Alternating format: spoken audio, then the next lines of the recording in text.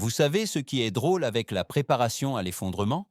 Tout le monde achète la même chose. De l'or, de l'argent, du bitcoin, des armes, des munitions et des aliments lyophilisés qui coûtent plus cher par repas qu'un restaurant.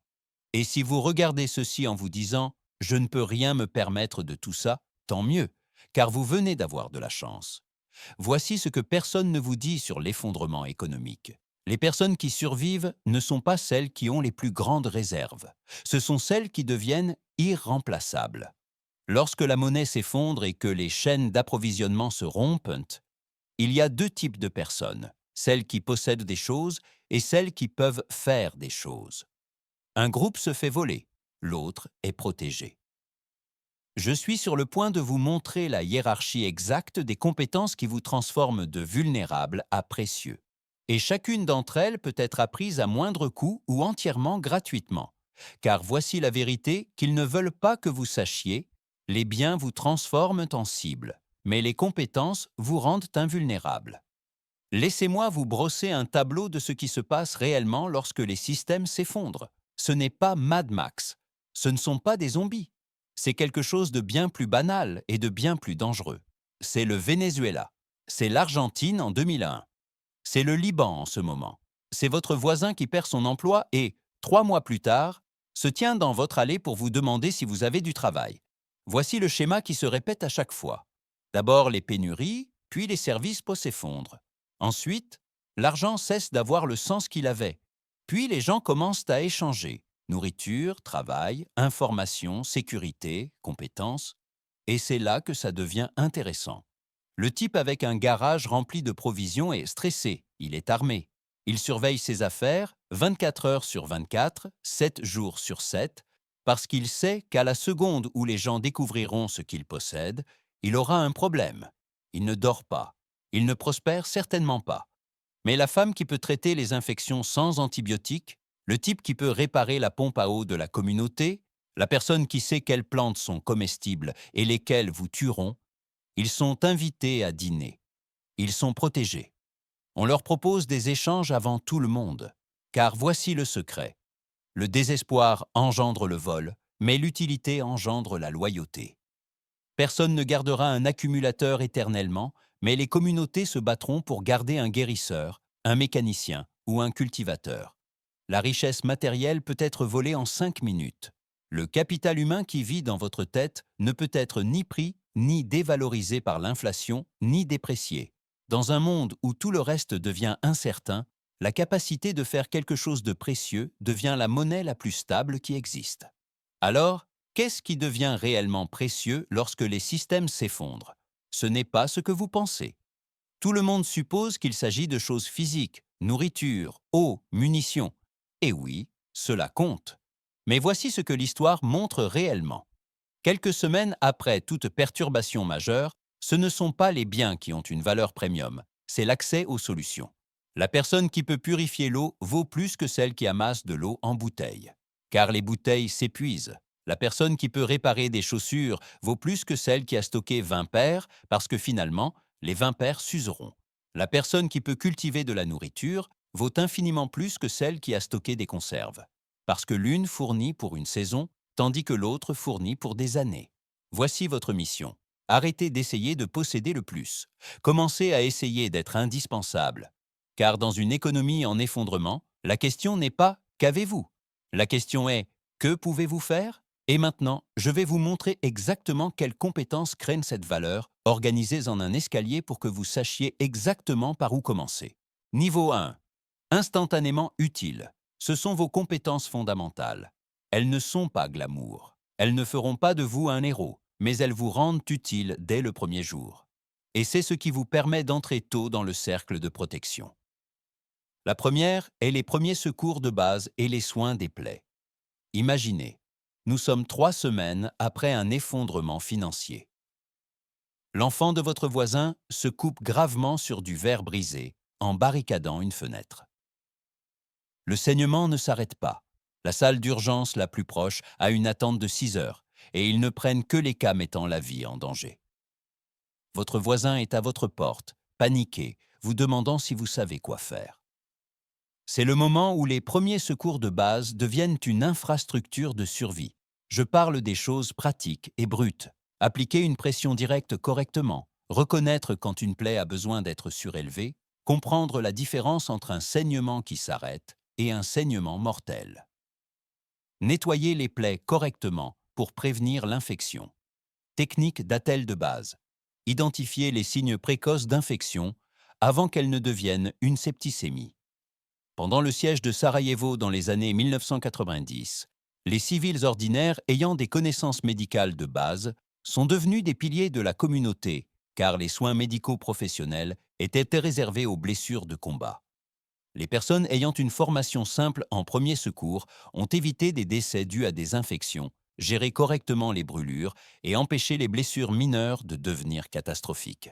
Cette connaissance les a élevés de civils vulnérables à des atouts protégés. Il s'agit d'un cours d'un week-end, parfois gratuit. Et au moment où vous démontrez que vous pouvez gérer calmement une urgence médicale pendant que tout le monde panique, vous venez de gagner une confiance que l'argent ne peut acheter. Vient ensuite la sécurité et la purification de l'eau. Imaginez que l'usine de traitement de l'eau de votre région ferme pendant 2 semaines en raison d'une défaillance d'infrastructure. Soudain, chaque personne dans un rayon de 20 miles a le même problème.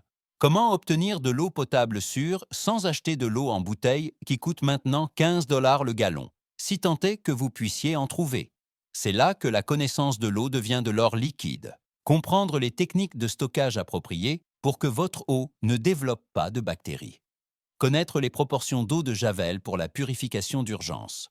Comprendre les temps d'ébullition pour différentes altitudes.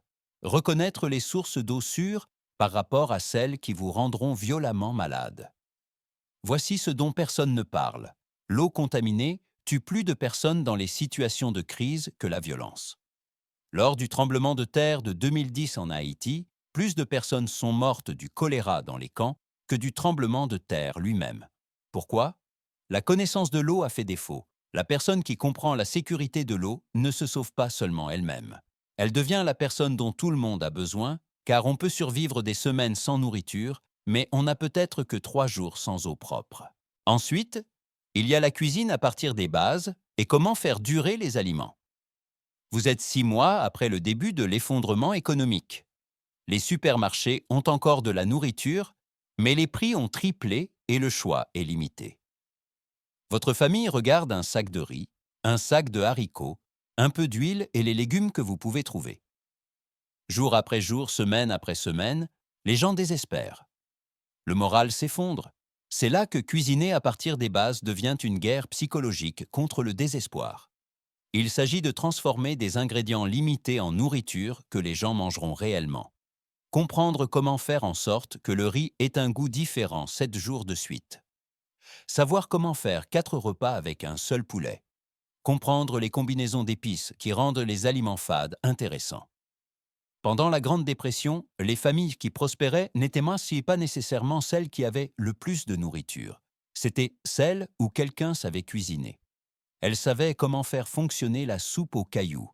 Elles pouvaient prendre des restes et créer des repas qui maintenaient le moral suffisamment élevé pour que les familles restent fonctionnelles.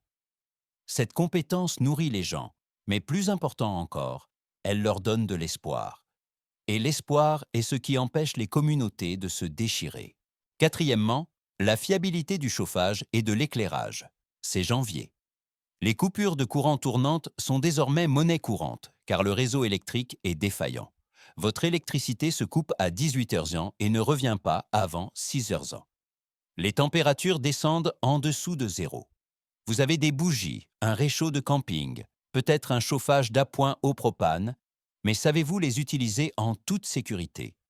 Comprenez-vous le monoxyde de carbone? Savez-vous quelles méthodes de chauffage vous tueront dans un espace clos?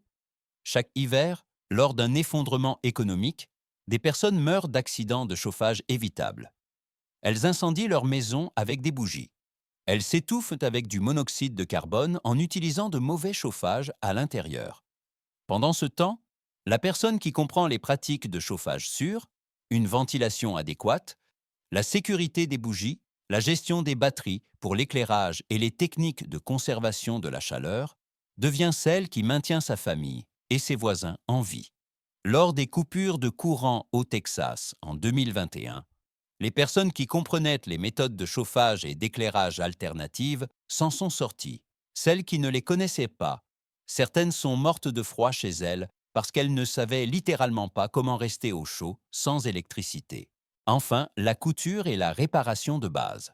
Votre manteau d'hiver se déchire. Votre pantalon de travail se déchire. Les chaussures de vos enfants se désagrègent. Et en acheter de nouvelles est soit impossible, soit coûte le salaire d'une semaine. Vous regardez les vêtements se désintégrer tandis que les magasins sont vides ou inabordables. Et vous réalisez que les vêtements ne sont pas une ressource renouvelable à moins de pouvoir les réparer. La couture de base transforme les articles jetables en biens durables. Réparez les déchirures avant qu'elles ne deviennent irréparables. Rapiécez correctement les trous pour qu'ils tiennent et renforcez les points de tension avant qu'ils ne cèdent. Pendant la guerre de Bosnie, les personnes ayant des compétences en couture sont devenues essentielles car il était impossible d'obtenir de nouveaux vêtements. Elles ont habillé des quartiers entiers pendant des années de siège. Elles pouvaient transformer 2 manteaux endommagés en un manteau fonctionnel. Elles pouvaient réparer des bottes qui étaient la seule protection entre quelqu'un et les engelures. Ces 5 compétences, vous pourriez toutes les apprendre en un mois pour moins de 100 $. La plupart sont gratuites si vous savez où chercher, et elles vous élèvent immédiatement d'une personne avec des besoins à une personne avec des solutions. Niveau 2. Compétences d'échange. C'est là que vous cessez d'être un consommateur et devenez un producteur. Ces compétences créent une valeur continue. C'est là que les gens commencent à vous proposer des échanges que vous ne pouvez obtenir d'aucune autre manière. La première est les bases de la culture alimentaire. Imaginez que nous sommes au 4e mois d'une rupture de la chaîne d'approvisionnement. Les supermarchés existent toujours, mais les légumes frais, ce n'est plus qu'un souvenir. Les prix des produits frais sont devenus complètement fous. Pendant ce temps, vous avez des tomates qui poussent sur votre balcon, de la laitue dans des jardinières près de votre fenêtre et des herbes qui produisent semaine après semaine. Vous ne nourrissez pas toute votre famille avec cela, mais vous complétez. Et vos voisins le remarquent. Cultiver de la nourriture ne signifie pas avoir une ferme. Il s'agit de comprendre comment les plantes fonctionnent réellement. Technique de jardinage en pot, composition du sol et son importance, et calendrier saisonnier pour ne pas planter des choses qui échoueront. Pendant la période spéciale cubaine dans les années 1990, après l'effondrement du soutien soviétique, la Havane s'est transformée en une ville d'agriculture urbaine, car les gens ont appris à cultiver de la nourriture partout, balcons, toits, terrains vagues, rebords de fenêtres. Les personnes ayant des connaissances en culture ne se sont pas seulement mieux nourries, elles sont devenues des commerçants, elles sont devenues des enseignants, elles sont devenues des ressources communautaires. Vient ensuite la conservation et la propagation des semences. Vous cultivez des aliments avec succès depuis quelques mois. La récolte arrive, tout produit. Et puis vous réalisez, la saison prochaine, d'où viendront les graines? La jardinerie est fermée. Les commandes en ligne ne se font pas. Pendant ce temps, vous comprenez que les tomates que vous venez de cultiver contiennent les graines de l'année prochaine, et vous savez comment les conserver. C'est une connaissance qui multiplie la valeur de manière exponentielle. Quelles graines se conservent fidèlement et lesquelles non? Quelles plantes ont besoin d'être isolées pour éviter la pollinisation croisée? Comment sécher et stocker correctement les graines? La conservation des semences était une connaissance commune pendant la majeure partie de l'histoire humaine, mais nous l'avons perdue. Pendant la Seconde Guerre mondiale, les jardins de la Victoire fonctionnaient parce que les gens comprenaient la conservation des semences. Une récolte réussie pouvait approvisionner tout un quartier pour la saison suivante, si quelqu'un savait ce qu'il faisait. Ensuite, il y a la conservation des aliments. C'est tout. Le jardin de tout le monde produit. Les tomates sont partout, les courgettes submergent les gens, et tout le monde a le même problème. Comment faire durer cela jusqu'à l'hiver? Vous observez vos voisins donner de la nourriture parce qu'ils ne peuvent pas la manger assez vite et ne savent pas comment la conserver. Pendant ce temps, vous déshydratez, mettez en conserve, au vinaigre, fermentez et comprenez la logistique de la congélation. En février, quand la nourriture fraîche n'est plus qu'un souvenir, vous mangez toujours des récoltes conservées. La conservation des aliments est la compétence qui fait le pont entre l'abondance et la rareté. Technique de déshydratation qui ne nécessite pas d'électricité. La mise en conserve, au vinaigre, qui crée des aliments qui s'améliorent littéralement avec le temps. La fermentation qui non seulement conserve, mais crée des probiotiques. C'est une monnaie d'échange renouvelable. Quand la récolte arrive et que tout le monde a un surplus, vous êtes celui qui peut la faire durer jusqu'en mars. Quatrièmement, les bases de la réparation domestique. Votre toit commence à fuir. L'hiver arrive. Appelez un professionnel. Soit ils ne sont pas disponibles, soit ils sont réservés pour des mois, soit ils facturaient des prix qui prendraient la moitié de vos économies. Pendant ce temps, votre voisin qui comprend la réparation domestique de base la répare en un après-midi avec des matériaux qui coûtent 30 $.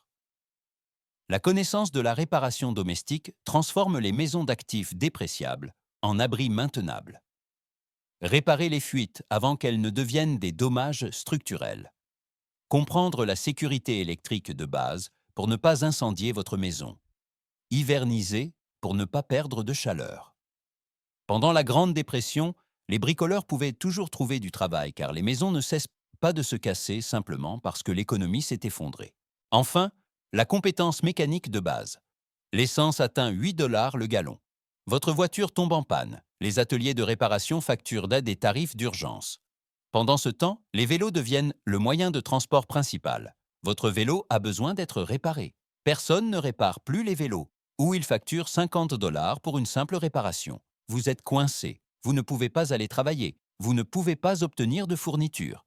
Pendant ce temps, la personne qui comprend les principes mécaniques de base est mobile. Elle répare son propre équipement, elle est essentielle. La compétence mécanique ne consiste pas à devenir un mécanicien expert. Il s'agit de comprendre la méthodologie de dépannage, la réparation et l'entretien des vélos, les bases des petits moteurs et l'utilisation correcte des outils. C'est la différence entre être dépendant et être capable. Niveau 3. Protection par la valeur. Ce sont les compétences rares, celles qui créent un statut au sein de la communauté. C'est là que vous devenez si précieux que les gens vous protègent de manière proactive. La première est les premiers secours avancés. Vous avez dépassé les premiers secours de base. Vous comprenez les alternatives de fermeture des plaies lorsque les points de suture ne sont pas disponibles. Vous pouvez gérer les infections sans antibiotiques en utilisant des soins de plaies appropriés. Je ne dis pas de devenir un médecin sans licence, je dis d'apprendre la théorie et les pratiques sûres pour les situations où l'accès aux cliniques est limité pendant les catastrophes. La personne ayant des connaissances médicales avancées devient irremplaçable. Viennent ensuite les systèmes et l'organisation. Le chaos tue plus de personnes que la rareté. La personne capable d'organiser les fournitures, d'établir des routines, de planifier la logistique et de diriger calmement sous le stress devient la colonne vertébrale qui maintient tout le monde fonctionnel. Il s'agit d'apporter de l'ordre au désordre. C'est un multiplicateur de force pour tout le reste. Enfin, la communication et la négociation sous stress. La prévention de la violence par une compétence calme. Des techniques de désescalade qui arrêtent les situations avant qu'elles ne deviennent dangereuses.